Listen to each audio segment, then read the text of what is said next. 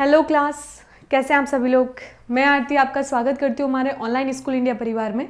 I hope आप सभी लोग अच्छे से अपना फोकस्ड होके स्टडी पे ध्यान दे रहे होंगे। एंड स्पेशली जो हम चैप्टर पढ़ रहे हैं पृथ्वी की आंतरिक संरचना, उसमें हमने बात की थी, दो हमारे क्लासेस कंप्लीट हो चुकी है। पहले हमने फोर्सेस के बारे में पढ़ा था, किस प्रकार से पृथ्वी के इंटरनल कोर की बात करें या क्रस्ट की बात करें तो ये प्लेट्स की बात करें, ये तीनों कैसे निर्मित हुई और ये क्या प्रक्रिया है, प्रोसीजर है, उसका एक नींव हमने बेस हमने समझा था। देन हमने बात की थी कि जो पृथ्वी की स्थिति है या उसको आंतरिक संरचना को समझने के लिए हम किन स्रोतों का प्रयोग करते हैं। आई होप मैंने जो आपको कल होमवर्क दिया था आपने अच्छे से उसको कंप्लीट किया होगा, क्योंकि उसी के बेसिस पे आप काफ़ी चीज़ें क्लियर कर पाएंगे। अगर हम अप्रत्यक्ष स्रोत और प्रत्यक्ष स्रोत की बात करें तो ये बहुत इंपॉर्टेंट पॉइंट्स हो जाते हैं, और इनको अगर हम डिटेल से समझने का प्रयास करें तो यहाँ काफ़ी फैक्ट्स आपके लिए एग्जाम पॉइंट ऑफ व्यू से भी इम्पोर्टेंट होते हैं। तो हमने भूकंप के बारे में जब हम डिस्कस कर रहे थे, हमने भूकंप के बारे में थोड़ा बहुत पढ़ा था।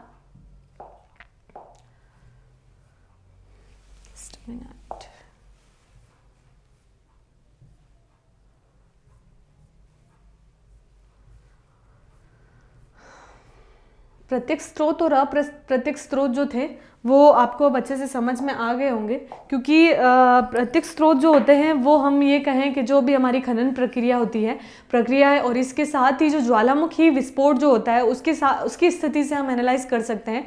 देन हम जब हम अप्रत्यक्ष स्रोत पर आते हैं तो तापमान, दाब और घनत्व, इन तीन चीज़ों से ज्वालामुखी जो हमारा अगर हम ये कहें कि जो प्रक्रिया चलती है उन्हीं के साथ अगर हम चुंबकीय और गुरुत्वाकर्षणीय की स्थिति को समझने का प्रयास करें तो वो भी इसके अंतर्गत आता है। और भूकंप, स्पेशली अप्रत्यक्ष स्रोत का सबसे इंपॉर्टेंट बिंदु जो था वो भूकंप था हमारा। तो भूकंप से क्या चीज़ें प्रभावित होती है, हम आंतरिक परतों को कैसे समझ सकते हैं या आंतरिक स्थिति को हम कैसे समझ सकते हैं, वो हम देखेंगे भूकंप में। तो भूकंपीय जो तरंगे हैं उनका अध्ययन, अब आप देखिएगा भूकंप जो है ये स्थिति जो है ये आकस्मिक होने वाली घटना है।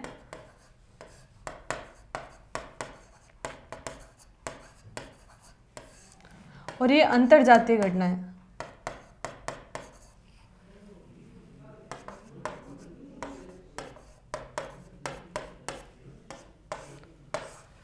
इसमें तीन तरंगे काम करती हैं, एक होती है P, एक है हमारी L और एक है हमारी S। इन तीनों का जो और भूकंप जहां से उत्पन्न होता है वो हमारा भूकंप अधिकेंद्र कहलाता है। कोई भी चीज़ अगर जहाँ पे अगर किसी चीज़ का फोर्स ज़्यादा होगा तो उसके एरिया में उसके हम ये कह सकते हैं उसका इफेक्ट ज़्यादा रहेगा। जैसे कि भूकंप के जो पास वाली जहाँ से भूकंप उद्गम हो रहा है उसके नियर बाय जो वेव्स जाती है वो बहुत ज़्यादा स्ट्रांग होती है। धीरे धीरे ये अपना स्ट्रांग वेव्स कम करती जाती है। जैसे कि अगर हम नदी के स्लोप की बात करें, ढलान की बात करें, ढलानों में जब नदियाँ बहती है तो वो बहुत प्रेशर से आती है, लेकिन जैसे ही वो मैदानों में तरफ प्रवेश करती है उनका बहाव धीमा हो जाता है। तो ये गति की जो प्रक्रिया है उसी के हिसाब से हमारा भूकंप की भी स्थिति रहती है, तरंगों में बांटा गया है।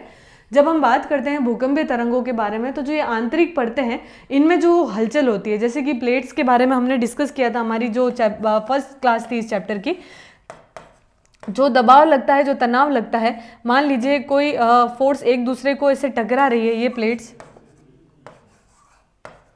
प्लेट आपस में टकराती है तो इनमें जो टकराट होता है, इनमें जो गति होती है उसकी वजह से कुछ हलचल होती है, और उसी में से एक हलचल इंपॉर्टेंट है, वो है हमारी भूकंप। ठीक है, तो उसके बाद जब हम बात करते हैं पृथ्वी में एक कंपन उत्पन्न होता है, यह एक प्राकृतिक घटना है। ऊर्जा के निकलने के कारण तरंगे उत्पन्न होती है जो सभी दिशाओं में फैलकर क्या करती है, भूकंप लाती है। क्लियर?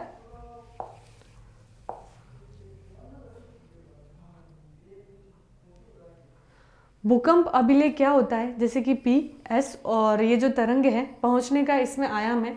आपको एक एक्स्ट्रा मैंने आपको एक पिक्चर दिखाई है ताकि आप अच्छे से उसको समझ पाएं। इसका जो कोर बिंदु होता है P और S और L तरंगों की जो स्थिति रहती है वो बहुत कम होती है, और उसकी स्थिति को अगर हम समझने का प्रयास करें तो PSLV जो तरंगे हैं, ये हमारी तरंगों का जो रिएक्टर है वो आयाम इस प्रकार से, अगर मैं एक जो मेजरमेंट अगर है इसकी गति के आधार पर हम देख सकते हैं, ये सबसे तेज होता है और धीरे धीरे पहुँच ये इसकी समाप्ति की ओर भी इसकी स्थिति रह जाती है। जैसे कि पृथ्वी में जो कंपन होता है, जो हलचल होती है, वो क्यों होती है? जैसे मैंने आपको बताया था प्लेटों में होने वाली गति की वजह से। तो प्राय जो भ्रंश के किनारे किनारे अगर जो ऊर्जा निकलती है भूपर्पट्टी के सेलों में गहन दरारें हो जाती है, वो भ्रंश कहलाती है। भ्रंश के जो है सेलों के विपरीत दोनों में गति होती रहती है और इसी सेल खंड में दबाव पड़ता है और प्रेशर की वजह से क्या होता है, घर्षण उत्पन्न होता है।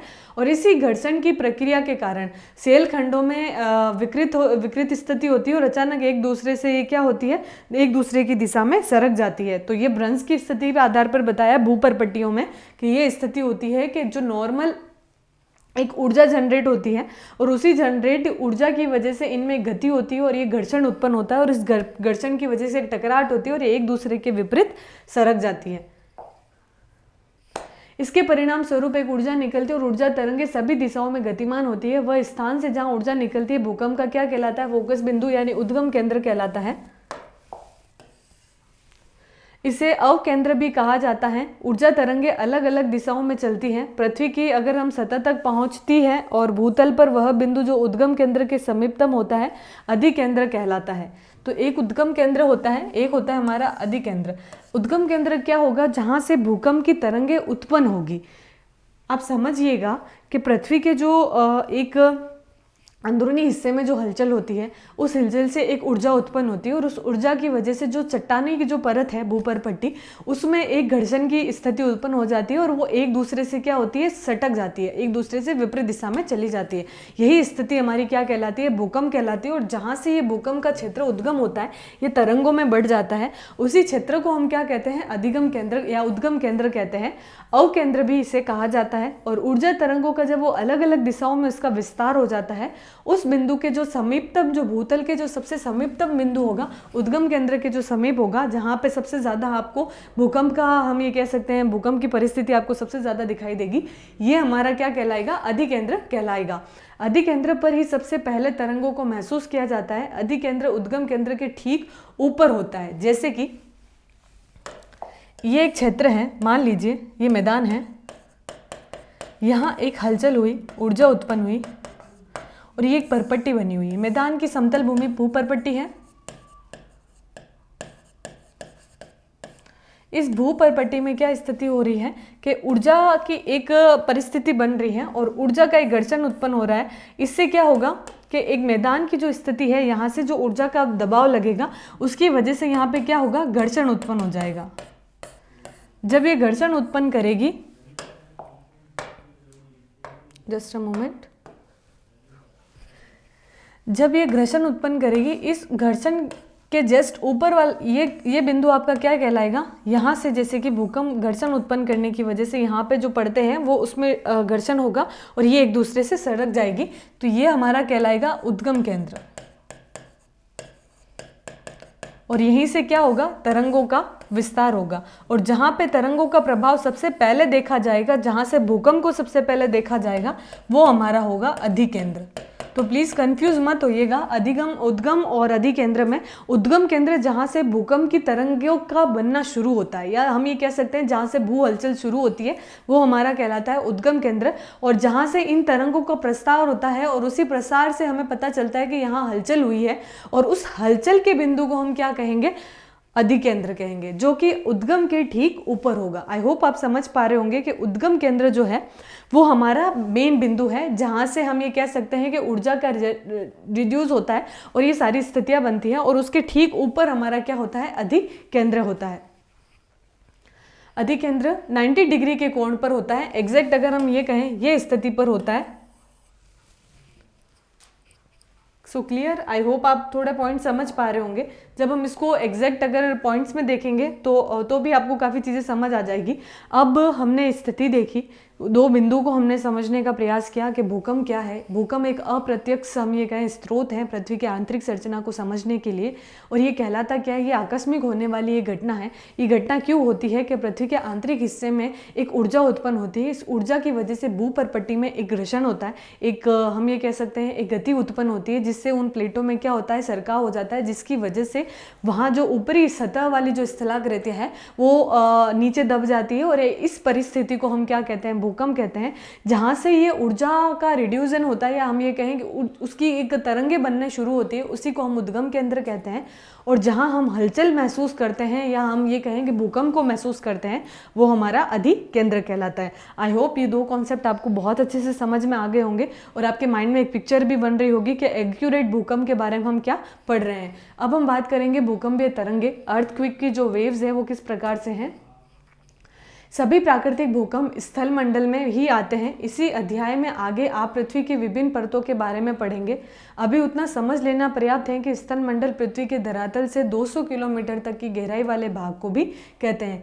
भूकंप मापी यंत्र जो है सिस्मोग्राफी, सतह पर पहुंचने वाली भूकंप तरंगों को अभिलेखित करता है। भूकंपीय तरंगों को अभिलेखीय वक्र भी कहते हैं। ये कर्व बनाता है। अगर हम स्थल मंडल की बात करें, प्राकृतिक भूकंप स्थल मंडल पर यह महसूस करते हैं, तो इसके आधार पर हम ये कह सकते हैं कि जो स्थल मंडल की स्थिति है, 200 किलोमीटर की गहराई वाले भाग को भी हम ये कहें कि पृथ्वी के धरातल के जो 200 किलोमीटर की गहराई वाला भाग है, उसी को हम क्या कहते हैं, स्थल मंडल कहते हैं। तो आप इसको नोट डाउन कर लीजिए। भूकंप मापी यंत्र सतह पर पहुंचने वाला भूकंपीय तरंगों को अभिलेखित करता है। भूकंपीय तरंगों को अभिलेखीय वक्र भी दिखता है और वक्र 3 अलग अलग बनावट वाली तरंगों को प्रदर्शित करता है। तो PSL और 3 तरंगे जो है वो एक वक्र के आकार की होती है और 90 डिग्री के कोण पर हम अधिकेंद्र को जब महसूस करते हैं तो वहाँ से 3 तरंगे निकलती है और इसी को जिसका हम अध्ययन करते हैं भूकंप मापी जो यंत्र है सिस्मोग्राफ, जिससे हम भूकंपीय तरंगों को मापते हैं। ये भी आप अंडरलाइन कर लीजिएगा। ये होती है भूकंपीय तरंगे। इनको मेजरमेंट करने के लिए 200 किलोमीटर तक की गहराई वाले भाग को हम स्थल मंडल कहते हैं और इसी के आधार पर हम भूकंप मापी यंत्र के द्वारा इन तरंगों को मापते हैं और ये अभिलेखीय वक्र बनाती है और इसको 3 तरंगों में प्रदर्शित किया जाता है। भूकंपीय तरंगों 2 प्रकार की, जैसे स्पेशली अगर हम देखें वेव्स, इनको PSL, S, P, S और L होती है। वैसे अगर हमारी तरंगों की अगर हम बात करें, एक हमारा भूगर्भिक तरंगे और एक हमारी होती है धरातलीय तरंगे। अब भूगर्भिक जब हम वर्ड पे जाएं तो हम समझ सकते हैं कि भूगर्भ से स्थिति वाली, भूगर्भ को प्रभावित करने वाली या भूगर्भ से उठने वाली या भूगर्भ के आधार को जो बताने वाली तरंगे है वो हमारी भूगर्भीय तरंगे कहलाती है। एक है हमारी धरातलीय तरंगे। अब इन दोनों की क्या स्थिति रहती है कि जो भूगर्भीय तरंगे हैं उद्गम केंद्र से ऊर्जा के मुक्त होने के दौरान पैदा होती है और पृथ्वी के अंदरूनी भाग में होती है, जो कि सभी दिशाओं में आगे बढ़ती है। इसलिए इन्हें क्या कहा जाता है, भूकंपीय तरंगे कहा जाता है। और इसी धरातलीय शैलों के मध्य अनोन्य क्रिया के कारण नई तरंगे उत्पन्न होती है, जिसे धरातलीय तरंगे कहते हैं। यानी पहला जो उद्गम होता है वो भूगर्भीय तरंगों का ही होता है। उसी तरंगों से क्या जनरेट होती है, धरातलीय तरंगे बनती है। तो अब तरंगों को कॉन्सेप्ट की अगर हम बात करें, स्थल मंडल के 200 किलोमीटर की गहराई क्षेत्रों को हम स्थल मंडल कहते हैं।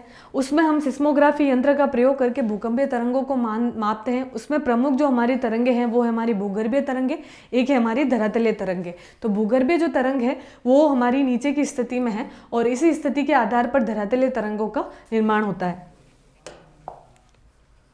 धरातल के साथ साथ तरंगों की जो गति है वो अलग अलग घनत्व वाले पदार्थों से गुजरने से परिवर्तित होती है। घनत्व वाले पदार्थों तरंगों के वेग अधिक होते हैं और इसी के घनत्व से भिन्नताओं के कारण क्या होता है, आवर्तन यानी रिफ्लेक्शन की स्थिति, रिफ्लेक्शन से तरंगों की दिशा में भी क्या होती है, बदलाव होता है। अब इसको समझिएगा कि जो ये तरंगे हैं, फॉर एग्जाम्पल ये हमारी पृथ्वी है, 200 किलोमीटर के क्षेत्रों को हमने क्या कहा, स्थल मंडल। एक इसके ऊपर वाली जो तरंगे चलती है वो है हमारी धरातलीय, एक इसके नीचे वाली जो स्थिति पे चलती है वो है हमारी भूगर्भीय।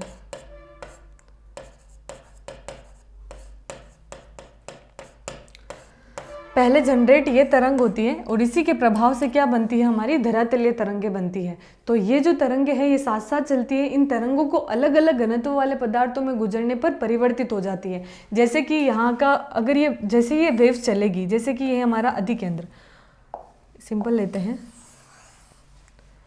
ये हमारा उद्गम,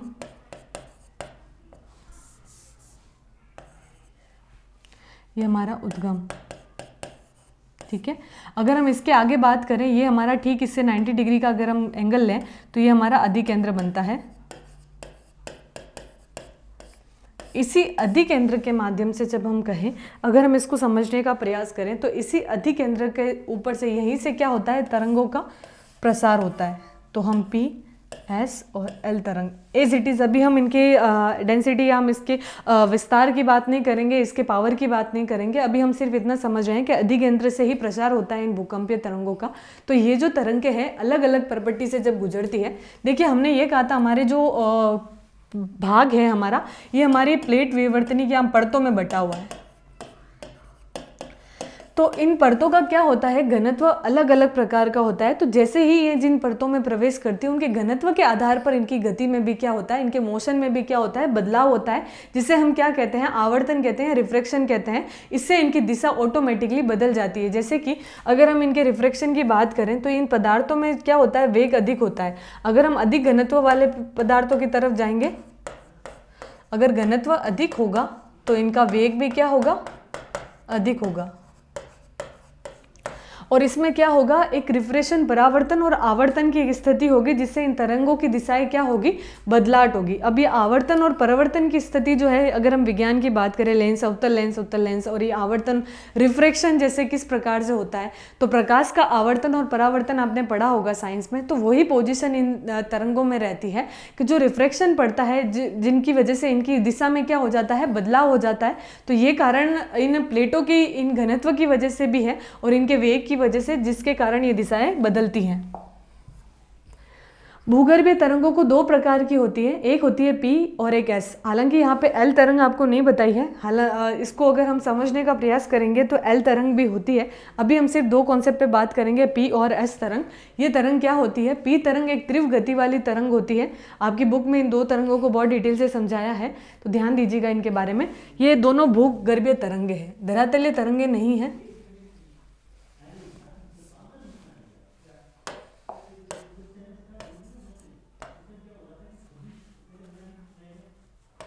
भूगर्भीय, ये आपकी जो तरंग है, ये आपकी P और S तरंग दोनों भूगर्भीय तरंगे हैं। और ये P तरंग जो है वो बहुत ज़्यादा तीव्र गति की है, तीव्र गति की तरंग है और धरातल पर सबसे पहले पहुंचती है और इसे प्राथमिक तरंग भी कहा जाता है। P तरंग ध्वनि तरंगों जैसी होती है, ये गैस, तरल व ठोस तीनों प्रकार के पदार्थों से गुजर सकती है। दैट मीन्स कि अगर वहाँ उसको, उस तरंग को पहुँचने में या भूकंप आने में, जब वहाँ आपको गैस मिले या आपको कोई तरल पदार्थ मिले या कोई ठोस चीज़ मिले, ये तीनों में गति कर सकती है। इसकी गति में कोई बदलाव नहीं होता या ये रुकती नहीं है, तो इसको हम कह सकते हैं बहुत तीव्रगामी की तरंग होती है। और ये अपना, अगर हम कहें, सबसे ज़्यादा घातक तरंग भी मानी जाती है। और इसका प्रभाव जो होता है, जहाँ से ये गुजरती है उसके सबसे पहले वाले अधिकेंद्र पे बहुत ज़्यादा इसका प्रभाव हम देख सकते हैं। यहाँ जान और माल की सर्वाधिक क्षति होती है। तो ये P और S तरंगे का यही रोल है कि ये जो भूगर्भीय तरंगे है धरातल पर पहुँचती है और प्राथमिक तरंग इसे कहा जाता है। और ये तीनों पदार्थों से गुजर सकती है, यानी इसमें कोई बाधा नहीं बन सकता। ये अपनी गति के आधार पर बहुत तेज गति से भी प्रसार अपना बढ़ा सकती है।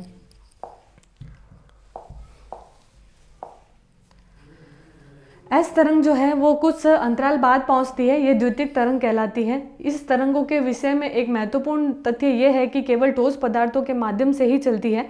आप इसको अंडरलाइन कीजिएगा, आपसे एग्जामिनर में ये इंपॉर्टेंट क्वेश्चन बन सकता है, P और S तरंगों में अंतर स्पष्ट कीजिए। तो यहाँ आप इस क्वेश्चन को अभी नोट डाउन कर लीजिए, आपका होमवर्क क्वेश्चन है। आपको इसको मैंने अच्छे से समझा दिया है। अब आपको क्या करना है, ऐसे ही P और S नाम की एक इंडेक्स प्रिपेयर करनी है। P तरंगों की क्या क्या विशेषता हैं वो आपको लिखनी है एक साइड में आपको S तरंगों की लिखनी है। स्पेशली आप दोनों में लिखेंगे कि ये दोनों क्या हैं, भूगर्भीय तरंगे हैं। धरातलीय तरंगे मत लिखिएगा। आप अगर तरंगों को बांटते हैं तो आप कैसे नोट्स बनाएंगे, मैं आपको समझाती हूँ। आप देखिएगा इधर,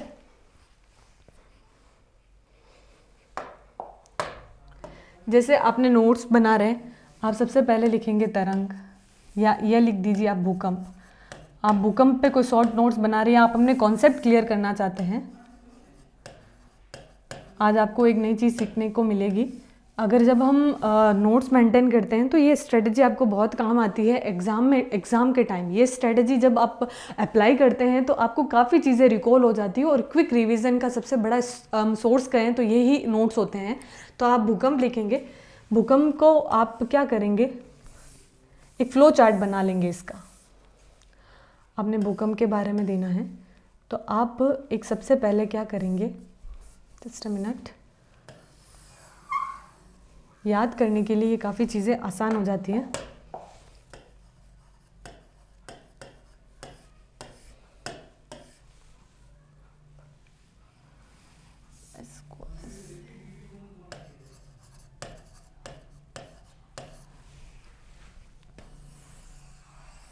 अब इसकी स्थिति को समझेंगे।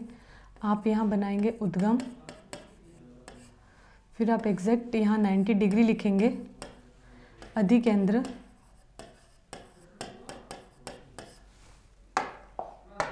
इसके बाद आप लिखेंगे पी एस। इसके बाद आप एक पॉइंट्स को अगर समझने का प्रयास करेंगे, ये आपकी क्या है,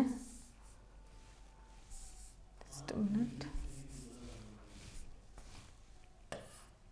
पी, ये हमारा धरातलीय तरंग है।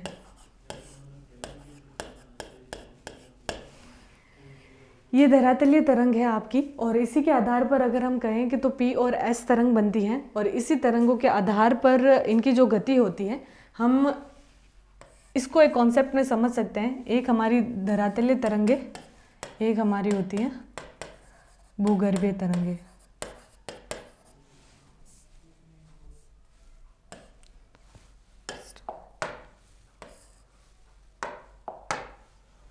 भूगर्भीय तरंग, भूगर्भीय तरंग में आप डालेंगे पी और एस।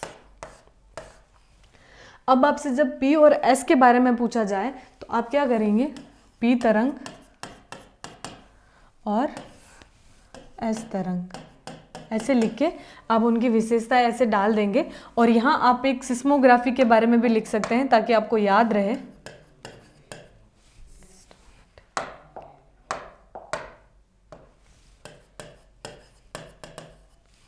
कोई इसमें दिखेगा नहीं, रेड कलर ले लेते हैं हम।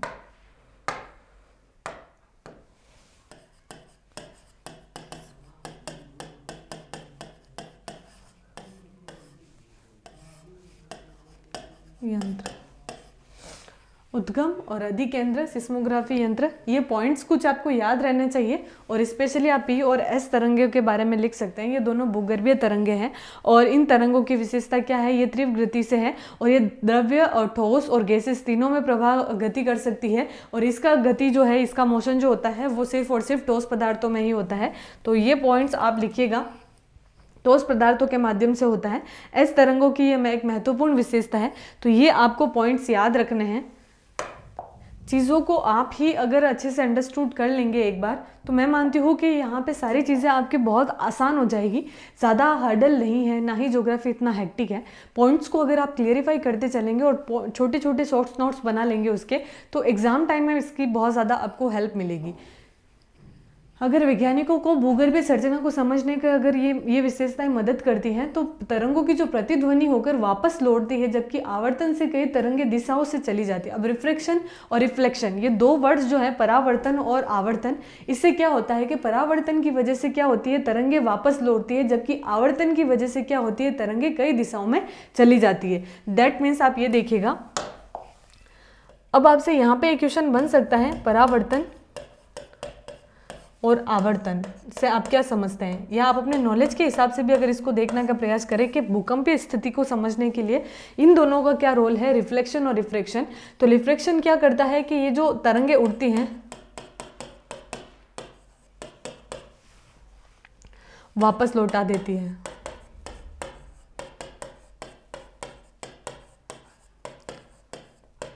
जबकि आवर्तन क्या करता है, आवर्तन आपको उन तरंगों को कई दिशा में प्रवाहित कर देता है।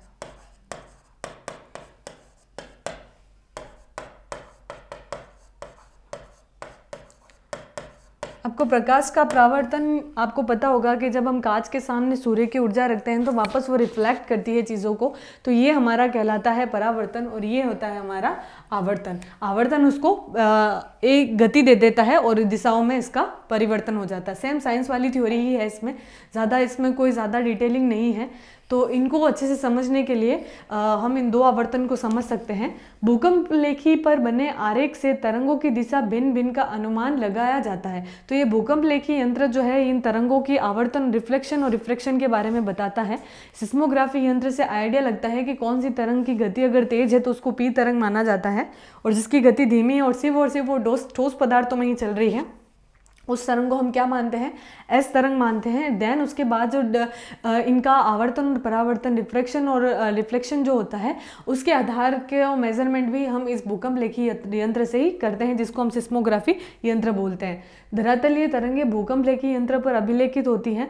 अब ये धरातलीय तरंगे क्या है, आरेख से तरंगों की दिशा भिन्नता का अनुमान लगाया जाता है। धरातलीय तरंगे इससे मानी जाती है और ये तरंगे ज़्यादा विनाशकारी होती है, इससे सेल विस्थापित होता है और इमारतें गिर भी जाती है। तो जो धरातल पे उपस्थित तरंगे हैं उनसे ही विनाशकारी घटनाएं घटित होती है। आंतरिक हलचल को महसूस इतना नहीं किया जाता जितना हम हमारे धरातल पर महसूस करते हैं। तो धरातलीय तरंगों को सबसे ज़्यादा घातक तरंगे माना जाता है।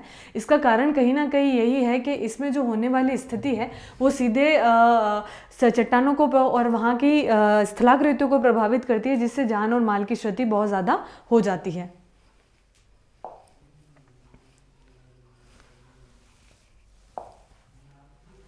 भूकंपीय तरंगों का संचारण किस प्रकार से होता है? भिन्न भिन्न प्रकार की जो तरंगे होती है उनका संचारण एक प्रणाली से होता है। संचारित तरंगों को हम पी तरंगों से कंपन की दिशा तरंगों की दिशा के समानांतर होती है। ये संचारण गति की दिशा ही पदार्थों पर क्या करती है, दबाव डालती है।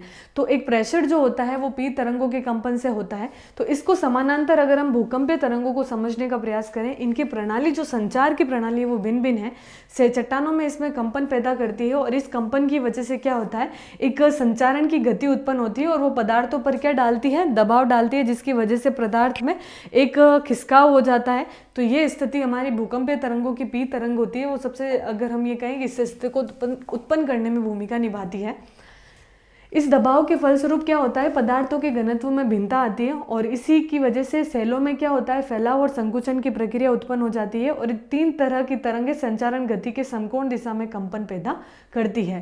और एस तरंगे जो होती है वो ऊर्ध्वाधर तल के तरंगों के समकोण पर कंपन करती है, जिसकी वजह से पदार्थों में एक उभार और गर्त बन जाता है और धरातलीय तरंगे सबसे अधिक विनाशकारी समझी जाती है। सिंपल सा यही कॉन्सेप्ट देने का प्रयास किया जा रहा है कि उनमें जो तेज गति होती है जिसकी वजह से इन धरातलीय तरंगों पर बहुत ज़्यादा प्रभाव पड़ता है और ये तरंगे क्या करती है, उस पदार्थ में एक घर्षण उत्पन्न कर देती है, एक टकराहट या हम कहें एक खिसकाव की स्थिति हो जाती है, जिसकी वजह से एक विनाशकारी परिस्थिति बन जाती है या उन चीज़ों का गिरना या बिखरना या खंडन हो जाना इसी भूकंप का ही परिणाम कहलाता है।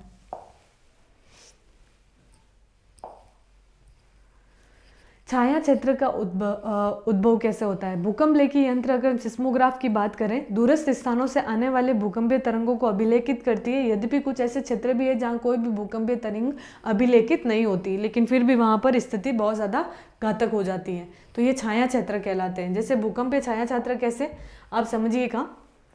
2 आपको ये डायग्राम दे रखे हैं। इन डायग्राम की अगर स्थिति हम समझने का प्रयास करें, ये हमारा अर्थक्वेक शैडो जोन है। ये शैडो जोन कैसे बनता है, ये एस तरंग का छाया क्षेत्र पूरा क्षेत्र है, ये पी तरंगों का छाया क्षेत्र, जहां हमें सिस्मोग्राफ से उसका मेजरमेंट नहीं होता लेकिन परिस्थितियां उसके अंतर्गत बताई जाती है। तो ये इन हिस्सों की अगर हम बात करें तो ये क्या स्थिति होती है, इसको जब हम पढ़ने का प्रयास करेंगे तब हमें आइडिया लगेगा। एक क्षेत्र बनता है, एक शैडो जोन का निर्माण होता है जिसे हम भूकंपीय छाया क्षेत्र कहते हैं। ये क्या कहलाता है, ऐसे क्षेत्र जैसे कि नॉर्मली अगर हम बात करें, कोई भी भूकंपीय लेखी यंत्र में अगर हम भूकंपीय तरंगों को खोजने का प्रयास करें लेकिन हमें कोई भी भूकंपीय तरंगे अभिलेखित नहीं होती, उस क्षेत्र को हम क्या बोलते हैं, हम उस क्षेत्र को छाया क्षेत्र कहते हैं, शैडो जोन कहते हैं। विभिन्न भूकंपीय घटनाओं के अध्ययन से पता चलता है कि भूकंप का छाया क्षेत्र दूसरे भूकंप के छाया क्षेत्र से सर्वथा भिन्न होता है। पी व एस तरंगों का छाया क्षेत्र प्रदर्शित किया गया है। ये देखा गया है कि भूकंप लेखी जो भूकंप अधिकेंद्र है वो 105 डिग्री के भीतर किसी भी दूरी पर पी व एस दोनों ही तरंगों का अभिलेखन करके पी तरंगों पर पहुंचने को ही दर्ज करती है और एस तरंगों को अभिलेखित नहीं करती है। तो ये जो शैडो जोन है उसके बारे में हम हमारे जब नेक्स्ट क्लास में इसके बारे में विद डायग्राम में आपको आपको डिटेल से समझाऊंगी। ये पॉइंट्स कॉन्सेप्ट बेस्ड है, इसको समझना बहुत ज़रूरी है। हालांकि इतना क्वेश्चंस आंसरिंग की जब हम प्रैक्टिस करते हैं तो इतना नहीं रहता, बट फिर भी आपको माइंड में एक कॉन्सेप्ट बनना बहुत ज़रूरी है कि एक्यूरेट अगर हम छाया चित्र शैडो जोन की जब बात करते हैं वो क्या होता है, तो इसको हम डिटेल से समझेंगे। अभी आप जितना पढ़ा है आप उसको एक बार अच्छे से एनालाइज कीजिए। मिलते हैं हमारे नेक्स्ट क्लास में। Take care yourself, good bye.